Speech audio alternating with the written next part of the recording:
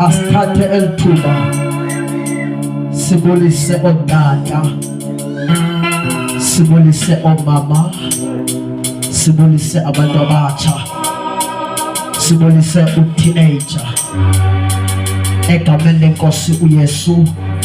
Cela uzibethele izandla ngokuba ube khona ngegama likaJesu. Cela ushaye izandla ngegama lenkosi. Kawushayele noThixo izandla umuyigcwele ekhona phakathi kwethu. Betha izandla, nabetha izandla zenzondo, nabetha izandla ezincane. Shayela uNkulunkulu izandla ngegama lenkosi. Siyahlala phansi. Ndizalwa kwaFulani, uYesu wandenzela inceba, waxolela izono endandizenza. uYesu ke wafika ebomini bam, wandixolela amatyala endandiwenza empilweni yam. Kwafika uYesu ngelinye ilanga, kuthethwa ngoYesu oxolela izono zabantu. Ndiyabonga kakhulu ke uYesu owandincedayo, ngoba enyanisweni nguYesu yedwa umuntu onamandla okuhlangula umuntu ezonweni. Cela nje ebusuku singalibazisananga sibone amazwi kwincwadi kaLuke chapter number 5. Sizawufunda amavesi ambalwa sibe sesiyathandaza. NgoLuke chapter 5 sizawufunda uverse number 17, sifunde uLuka chapter 7, sifunde uverse number 37. Lo mavesi sibe sesiyathandaza ngoba uYesu unamandla okuguqula nasiphi na isimo. uYesu wenza njani nabazalwane? Unamandla wokwenza njani wokuguqula nayiphi na imeko. Igama lenkosi ke malibongwe. Ayikho imeko uYesu angakwazi ukuyihlangula. Noba imeko seyincanywe ngabathandazeli, noba imeko seyincanywe zibhodi zokuhlala, noba imeko yohlule ijele, kodwa uYesu unamandla okuhlangula nasiphi na isimo. Igama lenkosi malibongwe. Xa uhlangene naye umbonile, ungahlangani nankonzo ungekamboni, ngoba bayingozi abantu abahlangana necawe uYesu bengekamboni. bayingozi abantu abahlangana nenkonzo kodwa uJesu engafikanga. Cela kufundelwa le verse sithandaze ngayo ngegama lenkosi uYesu. Chapter 5 kaLuka sizofunda verse number 17. Cela senje izandla zethu. Thatha umakhelwane, uthi umakhelwane uncede wabakhona. Hayibo andikuboni thatha umakhi, uthi makhi uncede wabakhona. Andikuboni kwencala thatha umakhelwane, uthi makhi uncede wakhona. Ngegama likaJesu cela kufundelwa sithandaze ngalamazwi. Sibona incwadi kaLuka chapter 5. Chapter 5 incwadi kaLuka verse 17. Ndaba ithi ukuphiliswa kofe umzimba. Bible ithi ukuphiliswa kofe umzimba. Hamba 17. Siqala pha ku verse number 17. Kwathi ngamini ithile uYesu efunda. iBhayibhile ithi uYesu ngamini ethile efundisa. Kwafika abaFarisi nabaxhasi uYesu kule ndawo wayefundisa. Efundisa abantu.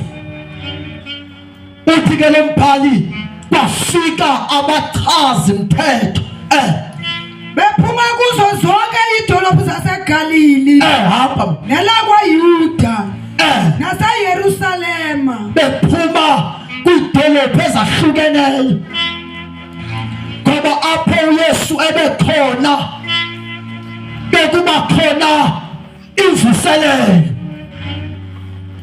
Nanawuke nalapha kwendawo uYesu ebefundisa abantu kuthiwa kwezabantu kwindawo ezahlukeneyo. Qhubekeka babufundi.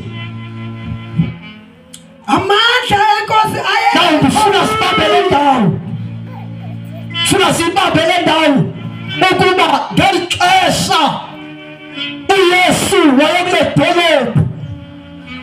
Uthi lo mbhali amandla okuphilisa ayephezu koYesu.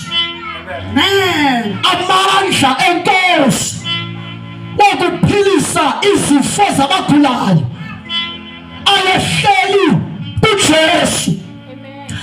Ngamanye amagama kuleni meko uYesu wayekuyo sasingekho isifo esasinamandla ukuhlala ebantwini xa bembonile. Hamba baba sithandaze. Amandla enkosi ayekho kuye. Amandla enkosi ekhona. Uthi lo mbhali amandla okuphilisa. Hamba verse 18. Verse number 18. Nabo ke kufika amadoda ethwele. Uthi lo mbhali ke njengoba uYesu enamandla okuphilisa bafika amadoda ephethe umlelwe. Nako ke kufika amadoda ethwele ngokhukho umuntu ephethe umuntu ogulayo. Uthi lo mbhali lo muntu wayefe umzimba. Hamba baba efundisa endlwini ungayifundisa phansi mama. Kuthiwa kwaziswa umuntu, lo muntu wayefe umzimba. Hamba baba efuna ukumngenisa endlini ngenxa yoba kwakudwele endlini babengenayo indlela yokumfaka emnyango. Hamba ambeke phambi koYesu exakiwe kukumngenisa ngiphala amadoda ayexakiwe ngenxa yoba abantu ababekule gathering babebaninzi ngendlela emangalisayo.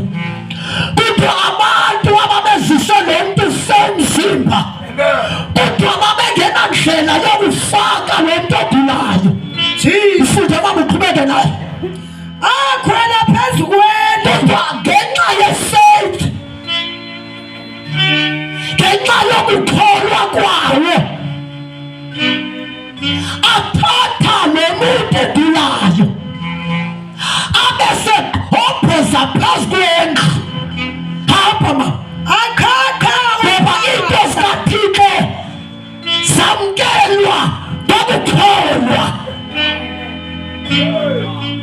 I-salvation le itholwa ngokukholwa kuYesu. Amen. Nalamadoda ke ngenxa yokholo lwawo avula irufu efuna ufaka umlilo. Athatha uphahla amhlisa ngokhukho. Ambeka phakathi. Abeka phambi kuYesu. Abeka le ndoda egulayo phambi kuYesu. Verse 20. Awulibona uYesu ukholo lwawo. uYesu wabona ukholo. Wathi kofe umzimba. Wathetha nofe umzimba ebona ukholo. uYesu ebephilisa abantu kuba efuna ukukholwa. uYesu ebenika abantu impiliso ukuveza amandla akuye. Kodwa le ndoda yaziswa ngabantu abakholwayo. Amen.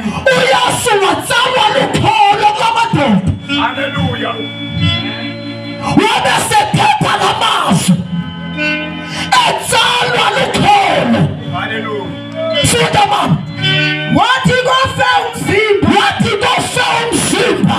Mfandini. Mfandini. Izono zakho ziqalele. Mfandini. Mfandini. Izono zakho. Wathetha kule ndoda ngenxa yamandla akhona. Jesus. Wathi mfandini. Dini. Izono zakho Jesus. ziqalelwe. Hallelujah. Isizindoda agulayo kuYesu. uYesu wayeka isifo sayo. uYesu wayeka into indoda agulayo ngenxa yokholo. Washiya idizisi yale ndoda. Wangqala kunobangela wesifo. ukholo laphezu Yesu uba makayeke isiphamu sento. Kodwa wangqala kunobangela. Jesus. Mfandini. Izono zakho ziqalelwe. Jesus. Izono zakho ziqalelwe. Kwenza njani Yesu? Wayeka isifo sendoda ingoba wamphumelwe. Ubonobangela wokufakwa le ndoda ngamandla esono. Mfandini. Izono zakho ziqalelwe. uYesu akathanga kule ndoda phakame uphilile. Waqala ngonobangela wokufakwa le ndoda. Amen. Izono mfandini ziqalelwe. Ngoba isono siyadura. Yadibulisa abantu sesono. Amen. Yadibanga abantu babe namashwa sesono. Yadibanga abantu bagule ngohlobo baguliswa sesono zabo. Hallelujah. Jesus. Amen. Isono siyadura. Kangamana singaxolelwanga noma singabeka izandla. Ukuphila kwakho kunamandla. Isono kasikuwe. Amen. Isono zakho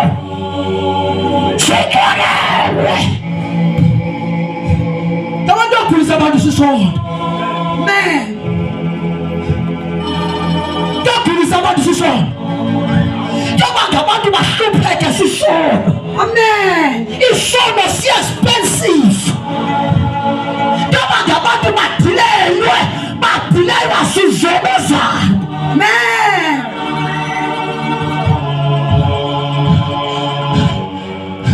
Thandile, izono zakho zixolele. Funda mama Standards. Verse 21. Verse 21. Izono zakho zixolele. Umangaliso nohlangana nawo ukuxolelwa izono. Umangaliso ongaphezu kokufumana imoto ukuxolelwa izono. Ukuxolela izono kumangaliso ongena uthola kuRamaphosa. Ukuxolela izono kumangaliso ongena uthola kuShembe. Ukuxolela izono kumangaliso ongena ufumana kuSpoiting. Umangaliso namandla emhlabeni ukuxolela izono. Hallelujah. Jesus. Abantu baliliswa sizono. Abantu abanothiswa sizono. Abantu bathi befundile benemali umuntu azixhoma azibulale ngenxa yezono zakhe. Abantu bathi befundile benento zonke kodwa umuntu azibulale ngenxa yezinto azenzileyo.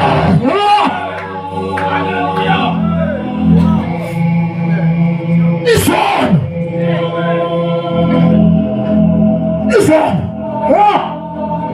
Number 3, izono ziyadura. Isono sibanga into yoba imali ichithele etshwaleni. Umjolo uyadura. Abantu behlupheka imijolo ngoba isono si-expensive.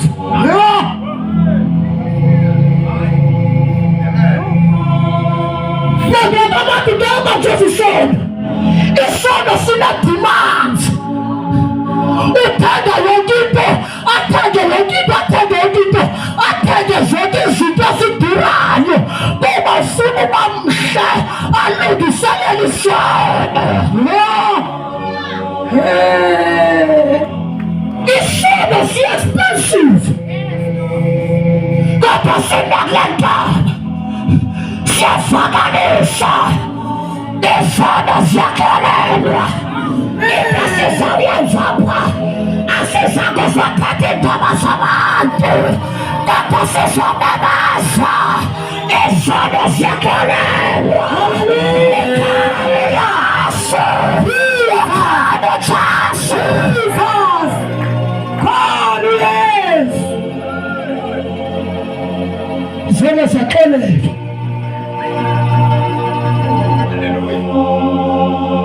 Ncwadi kaIsaya ithi khanize sithethathethane.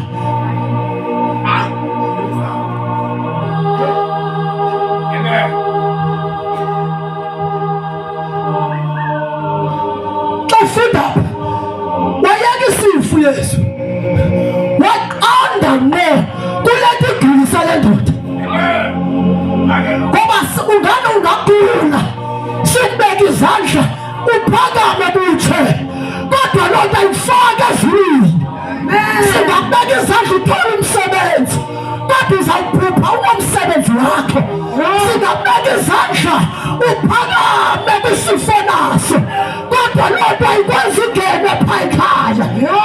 Into esifake ekhaya ezulwini ukuxolelwa izono kuba wenjenje uPete ubulithatha kwakhe ihlabathi utawancaba unyana wakhe akuphana kwamzalayo ukuze bonke abakholwa kuye bangatshabalali. Lotha abakholwa ecaweni, lotha abakholwa kumaprofethi kodwa abakholwa kuye bangatshabalali. Hallelujah. Jesus. Sono zixolele angajabalali. America kuqele izolo nokungapromote if umyalezo wethu ungashimela ipromotion uRamaphosa ngeke aguquke ukuba uyasebenzela ipromotion uBill Gates ebenophosa isalvation uRamaphosa noPatrice Motsepe bebengasoze baqualifye umandla salvation bonke abantu abanebizo emikhulu lapha bebezodisqualifywa kwi-salvation kodwa into esiyakhomodetha sonke eyakhomodetha ohluphekayo eyakhomodetha onemali eyakhomodetha ongafundanga ngokuthola lezalo ngokuthola lezalo ngokuthola lezalo abazalo Jesus sona sixole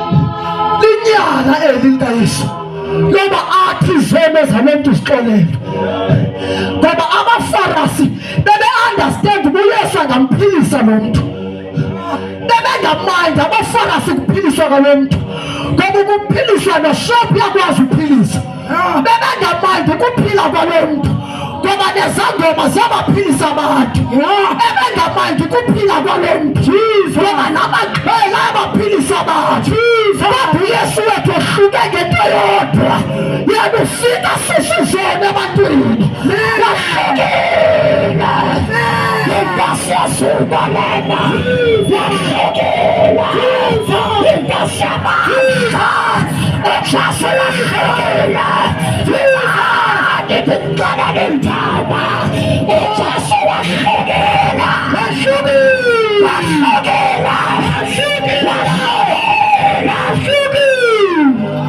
hallelujah Jesus sathe zathu linyali ngoba nguThixo yedwa onoxelela izolo. That was a powerful understanding. Ngoba enyanisweni akekho umuntu oyedinayo onoxelela izolo.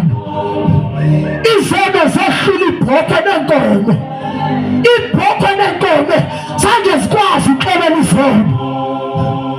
uThixo ngigqibelele wafumana itebo, igama letebo nguYesu.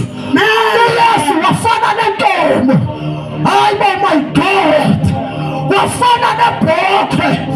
Uyabona ngoku ibhokhwe asenamandla, inkomo namathola asenamandla.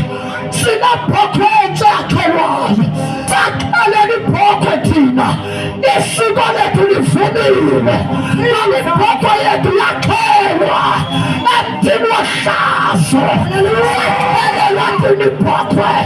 Ibhokhwe zalo mhlaba xa zikhelwa ziyakhala. Nayethu ibhokhwe yabekwa emthini wohlazo, yakhala kayi-7. Lafuna isiko lethu, isiko lethu lifumile, lifumile. Hallelujah. Lifumile.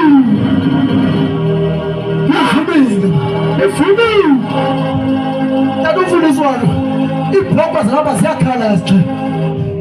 Lethu ibhokhwe yabhoka.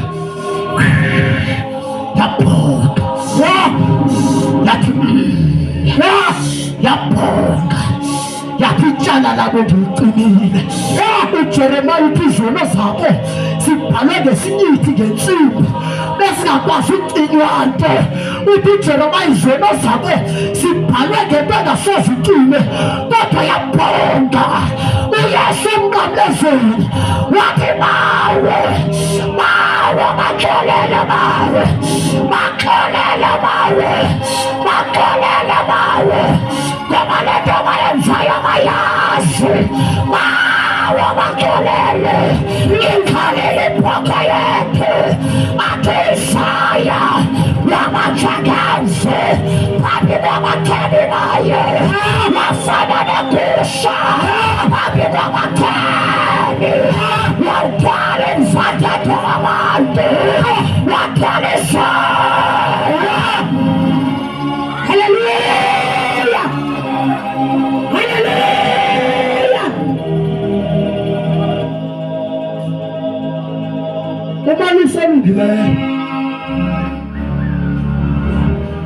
Umali usolungileyo kuthiwa ushiya 99.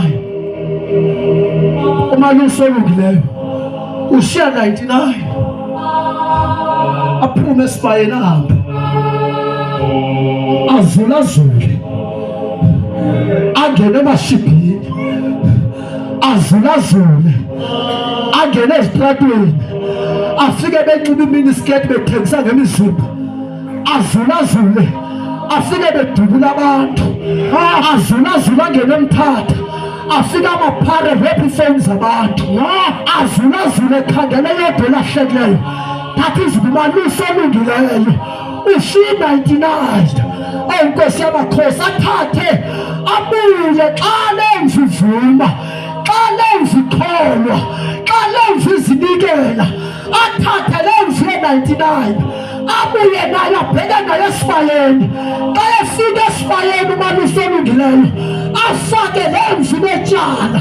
Xa efaka lenza netyala kujika kuthathwe yena umali usolungileyo kuxhelwe yena kushiywe lenza netyala ingena sono kushiywe lenza netyala ingenziwanga nto kushaye lenza ingenatyala umathwa lenza ingenatyala waxhelwa amandla wakhe wamatha amandla amakhulu wamninyaza sonini nanini wamatha amaxhoba yakhawuleza washaywa umathiwe urhatshiwe ubaybayba ulinyaziwe.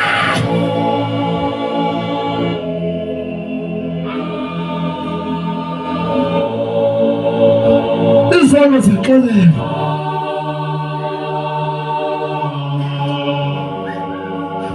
zono ziyaxolelwa zono ziyaxolelwa baba thinga ngentaba uthi ahlabela beyisizwe higher than the mountain. They were not like the mountain, they were higher than the mountain, but izono zahlatshwa. Inye kuzuma ubizono zam zihlatshiwe. Uyabona nto zikusokolisayo sekhona bethelwe zona. Uyabona nto zikuhluphayo emithwalo phezu kwakho imivandedwe phezu kwakho sekhona bethelwe yona. Imivandedwe obhekene nayo ukhona esayithwele. Into angayenza ukuyisusa into angayenza ukuyisiphula. Vuma ukuba uJesu wafa waphinda wavuka ngenxa yakho ngokukholwa.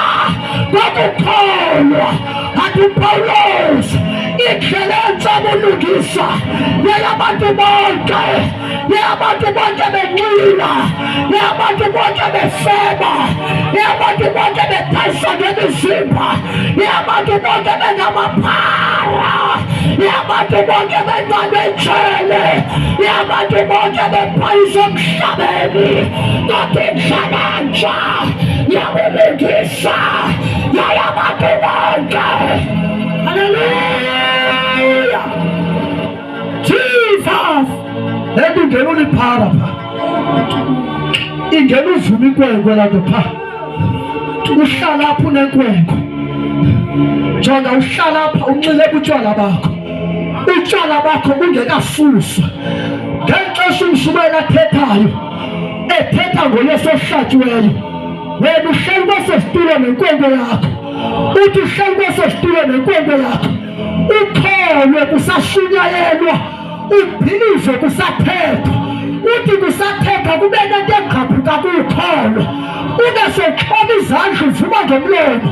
Ithi iBhayibhile ngobona ngoko wenziwa ube lilungisa ukwayibo bathandekayo lobu ngabe ugqiba bulala umntu phandle ungena apha enteteni unesidumbu phandle kodwa le nto ifumana ngokukholwa lifuna ngokukholwa igama likaYesu uyifumana ngokukholwa igama likaYesu nakawakholwayo basalukholweni noThixo.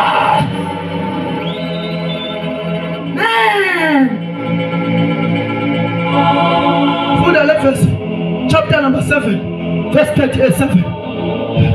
Futhanda sena. Thangile zono mina. Dina zono. Ashancha. Dina zono.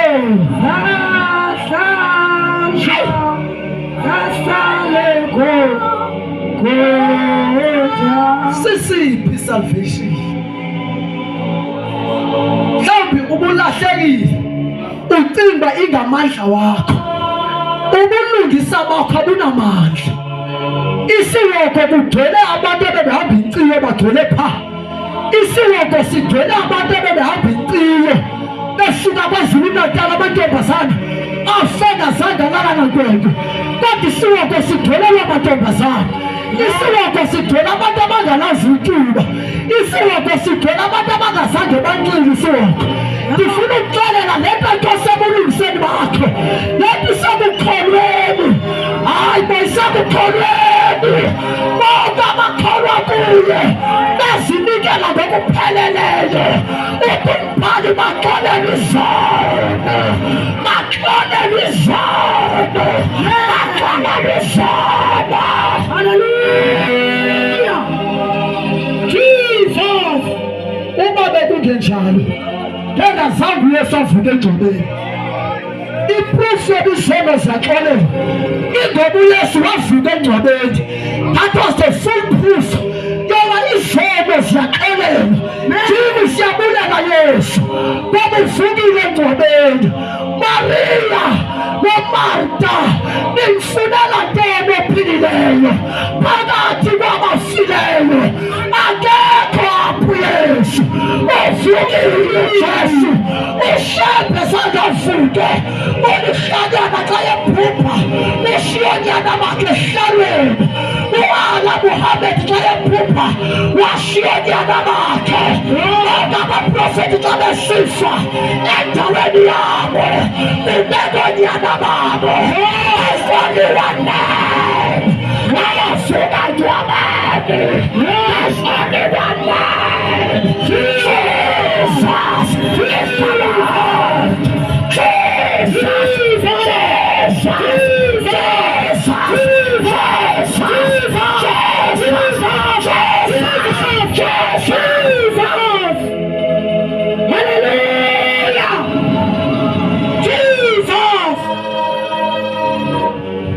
Yabona bengavukanga ngesithi izona sixolele.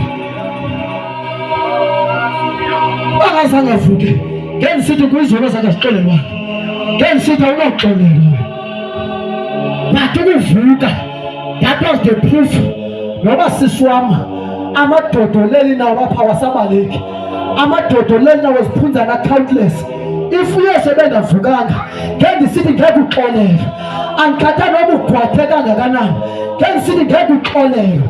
Ubungqina bobungaxolelwa sowugwathile. Ubungqina bobungaxolelwa sowunephuza faith. Ubungqina bobungaxolelwa sowusekelwa ukuthi utshwala. Yilobo wavuka uYesu engcwabeni. Ubungqina sizoshumayela lonto. Athi uPaul efike eKorinte abantu bethengisa ngemizimba. Efike eKorinte abanye bekhonza amangcwaba. Uthi uPaul ndagqiba ukuba ngoba bethengisa ngemizimba ingazinto phakathi kwabo. Ingongo uJesu naye nothi uJesu yedwa. Inguye khona emnqamlezweni. Inguye mfethelele emnqamlezweni. Siphilile ndifike eKorinte. Ndifile bayaxila eKorinte. Kodwa ngenzi ngathi andiyazi loo nto. Ndifile bayafa. kule golide ndenza ingathi andiyaziyo into endiyaziyo ikhona ihlala phuma emakhwenkweni into endiyaziyo ikhona ikwahlutywana ebantwini.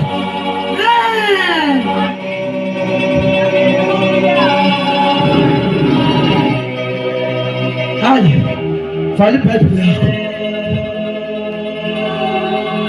Vala iBhayibhile yakho zezithandisi. Vala iBhayibhile yakho.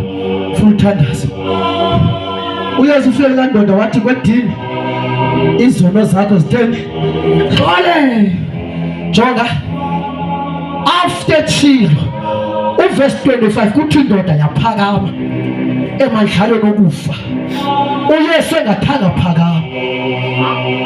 Jesu uthe izono zakho zixolelwe. No, uzawagqiba amagqirha uvama uphila. Uzawa imali zakho inkomo zakwenu zizawuphela.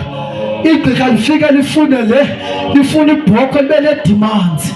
Ikhona into yasimahla. Umemezile uyizayo wathi wenani onxaniweyo nogulayo nofayo ndizalosela nansi into yasimahla ayithengiswa leli nto. Bonke abathengisayo bethengisa impiliso bethatha imali zabo bezibeka kwapostolo bethenga iblessing. Bonke abo bantu abaye ezulwini abathengayo nabathengisi abaye ekhaya ezulwini lento esindayo yamahala indaba oxolela izono i-expensive. Ayikho igolide nesilivere engathenga uxolelo lwezono. Inamandla lento, ayikho imali enothenga lento. Lento inamandla lena, akho mali noyithenga, akho golide noyithenga. Idinga abafunayo, idinga abanxaniweyo. Wenani nasisimemo, wenani nalimizo onxaniweyo makazosala nalipila likathile kuyaso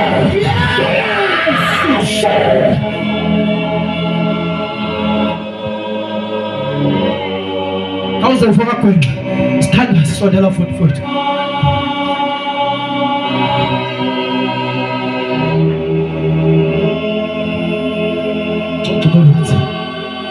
Sohlala phansi. Ndifuna nje ukubonisa for the last time sithandaza the power yokuxolela izono. Ndifuna ukubonisa ipicture yokuthi izono zixolelwa kanjani. Ndifuna uvala ngale ndawo. Kuthixo lo siyavala bathandekayo. Kubani lo? Kuthixo senze umzekelo ne.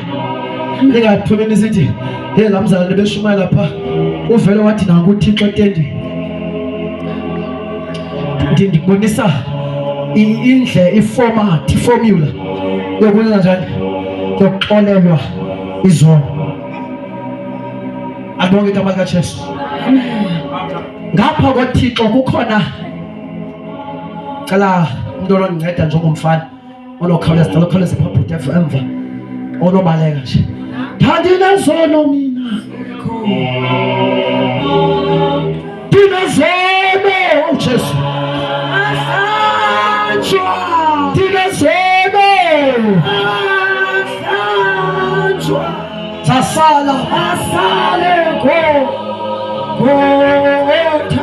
Telostin. Ndinezono mina. Hayi Jesu. Ndinezono.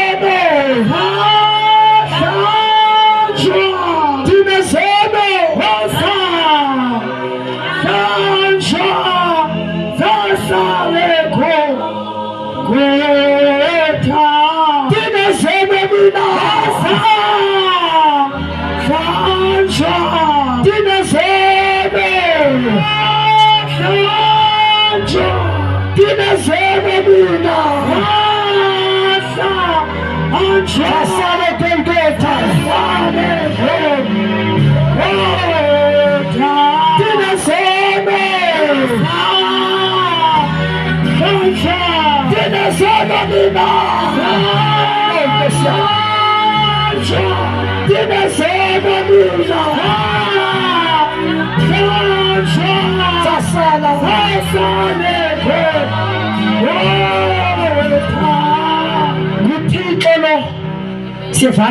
Man, uhleli kwi-holy of the holies. Jesus, kwingcwele yengcwele. Jesus, akekho umuntu ongaya kuThixo kwi-holy of the holies ngenxa yoba umuntu ugqunywe zizono zakhe. And umuntu izono zakhe uzalwa nazo. Isono uphuma nasesibelekweni. Akekho according nganceda ukususa izono zakho. Into yenziwa nguJesu ngela xesha abethwayo abonwa kwiZaya, athi uIzaya ubethe lwabantu labekwa emagxeni akhe.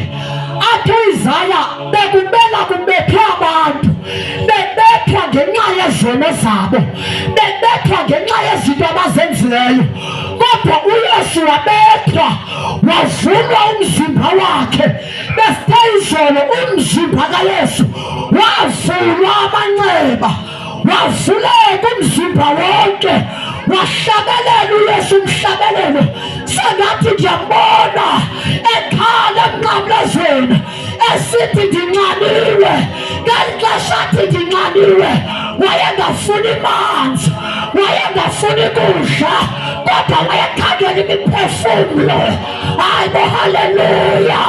Wayefuna abantu, wayefuna abanculayo, wayefuna abafebayo, wayefuna abancanyiweyo. Maloke igama likaYesu. Jesus! No, ndifuna uvala ngale nto. Lo ugqunywe usethendeni, ugqunywe zizono zakhe. Noba uyathandaza lo, akaviwa ngulona. Noba uhamba icawe lo, akaviwa ngulona ngenxa yezono zakhe. Lexa yethandaza uthi uAmos, uThixo xa lo ethandaza uyacomplaina lo, uthi uyandingxolela ngenxa yezono. Noba lo uyacula umculo wakhe ufana nomsi wevili letrektari. Ububona umsi wevili letrektari xa ngabantu unyika umthandazo walo, xa ubheka kulo awufiki ngenxa yezono zakhe. Sihamba sonke etekeni, masenje izandla zethu masihamba sonke ngegama likaJesu, nje izandla zakho. So lo akafiki kulo ngenxa yamanyala walo. Lo ke ngoku uya kushunyayelwa, kungathethwa ngezembula, kungathethwa nge-fake mission, kungathethwa nge-Assemblies of God, kungathethwa ngazalweni, kungathethwa hayibo, kungathethwa nge-oil, kungathethwa ngentambo, kungathethwa ngenyinto, kodwa kuthethwa ngoYesu. UYesu yapha, kuthethwa ngoYesu yapha, kuthethwa ngoYesu yapha.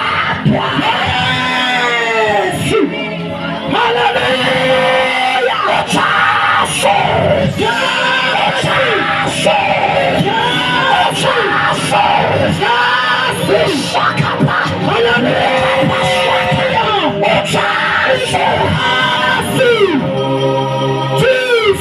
Ungathethwa ngacawe wabe sekhona enze njani lo njebechophe phansi. Namhlanje ndifuna ukubonisa uba uyaziyekela ungabukeli Yesu, ngoba le nto sisipho. Akholwe lo, ukukholwa kwakhe uYesu umzimba wakhe uvuliwe. Wenze njani umzimba kaYesu? Uvuliwe. Immediately khona ngexesha uJesu asemnqamlezweni wavula inxeba ephangweni ukuze bonke abakholwayo bafihlwe kwelo nxeba, abakholwayo bafakwa kwelo nxeba njengoba ekholwe nezono engumbulalo febe senza yonke into. Immediately believer kuJesu, immediately believer egameni likaYesu, izono zakho ufakwe enqebeni. Anonke igama likaJesu. Njengoba exabene noThixo ufakwe enqebeni, exabene noThixo. kanjalo. That is why simemeza uYesu, singamemeza uJehova, ngoba sazi ukuba mnye wafayo. Izebhula zangiye emnqamlezweni. I-Faith Mission ayiwazi umnqamlezo. I-Assemblies of God ayiwazi umnqamlezo. Otata uBheki abawazi umnqamlezo. Hayi boShembe abawazi umnqamlezo. Nobaba uSipoyitike kuTsholo sangaya emnqamlezweni. Nangoku ubaba uSipoyitike kuTsholo wohlulwa lindaba. Indaba lakhe lisanyediwe. Akaphume endobeni nababa. Indoda yaphumayo. Indaba lakhe lijiniwe. Wakhakha amajina. Wakhakha amajina. Wakhakeza. Yes! That's Lord. Kayengena kuye. Ukhakha amajina. Hallelujah, amajina khakha amakhwele. Alayefikile. Ukhakha amajina. Hallelujah, namhlanje. Ngiyava. Akhona amajina akhakhekayo. Hallelujah. Jesus. Immediately call. Oh, what a weapon. It is from Bingeleni. Wangena kwabagadi. Once kwingcwele yengcwele. Immediately call. Oh Jesus. Immediately nakuthixo kudala ethandaza. Aqhutshwa gqibethi indwele church. Aqhutshwa gqibethi thixo. Aqhutshwa neBhayibhile. Aqhutshwa nento zonke. Kodwa impundulo kwabo ingamyeki. The day yevulelwa. The day yevulelwa. uYesu wavula i-Holy of the Holies ukuze abangene emali bafakwe abangafundanga abatshelileyo. Wakhazika ikhuselo laphezulu. Imali omhlabeni uneyiprofethi. Uthi kwakhazika ikhuselo laphezulu. Hayi elalibona. Hayi bo bazalwane. Zange ukhazika elalibona. Elalibonwa ngamehlo enyama. Yayikumfuziselo. Ikhuselo lakhazibayo. Lalisemajukujuku inangayiwa mntu. Hallelujah. Hallelujah. Hallelujah. Jesus. Jesus. Sinombingeleli. Ibhoko bezingena unyaka wonke. Every year bezingena ibhoko. Inkomo bezingena every year. Siyengena kwingcwele yengcwele. Kodwa eyethu inkomo eyakhala kwasixheke yangena kwabagadi. Yalivula ikhuselo. Yalivula ikhuselo. Yathi kokholwayo kwigama likaYesu. Wafika uJesu phambi koyise. Waguqa ngamadolo. Wamemeza amazwi emnqamlezweni. Athi bawo. Baxolele bawo. Baxolele bawo. Baxolele bawo. Sengathi uGabriel uyabuza. Baxolelwa ngoba benze ntoni. Yesu balibeni bafeba kaloku emhlabeni apha. Yesu balibeni bazizigwitha Yesu. Baxolelwa ngoba benze ntoni. uYesu wasimela wangcengceza. Wathi tata.